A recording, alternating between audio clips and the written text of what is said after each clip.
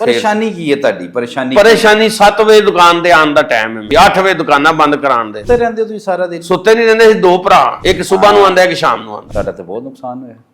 ਮੇਰਾ ਹੀ ਤੇ ਨੁਕਸਾਨ ਹੋ ਰਿਹਾ ਕਿਉਂ ਤੁਹਾਡੇ ਫਾਇਦੇ ਵਾਸਤੇ ਲੋਕਡਾਊਨ ਲਾਇਆ ਹਕੂਮਤ ਨੇ ਅੱਛਾ ਹਾਂਜੀ ਜਿਹੜੇ ਬੰਦੇ ਨੇ ਦੁਕਾਨ ਤੋਂ ਆਣਾ ਹੈ ਹਾਂਜੀ। ਉਹਦੇ ਘਰ ਕੋ ਪਰੋਣੇ ਆ ਗਏ ਉਹਨੂੰ ਕੋ ਭੁੱਖ ਲੱਗ ਗਈ ਉਹਨੇ ਕੋ ਅੰਡਾ ਲੈਣਾ है ब्रेड ਲੈਣੀ है ਤੇ रात ਦੇ ਟਾਈਮ ਪਰੋਣੇ ਆ ਫਿਰ ਘਰ ਦੇ ਬਾਹਰ ਲਿਖ दिए कि रात के टाइम मेहमानों का दाखिला मना नहीं नहीं हाँ लेकिन कुछ सालन आए और 7 सालन लेकर आए ਅੱਜ ਦੇ ਦਿਨ ਤੱਕ जी ਤੁਸੀਂ ਕੋ ਬਿਜਲੀ ਦਾ ਕੋਈ ਯੂਨਿਟ ਨਵਾਂ ਨਹੀਂ ਲਾਇਆ लॉकडाउन लांड है दुकानें हुकूमत ने कहा 8 बजे दुकानें बंद लोग शटर डाउन करके बाहर बैठे होते हैं मैं आपको अपना मसीहा समझ रहा था जी। लेकिन आप हमारे मसीहा नहीं हमें दबाने वाले हैं। आपकी इस पॉलिसी की वजह से लगता है कि हमको 2 नंबर काम कर रहे हैं शटर बंद एक बंदा अंदर है वो हम चोरी ऐसे देख के वह नहीं आ रहा सौदा कर रहे हैं ना आप ऐसे। ये कोई तो क्या करें भाईजान दुकान का किराया नहीं देना आपने जायज काम को भी नाजायज तरीके से करने पे मजबूर कर दिया है।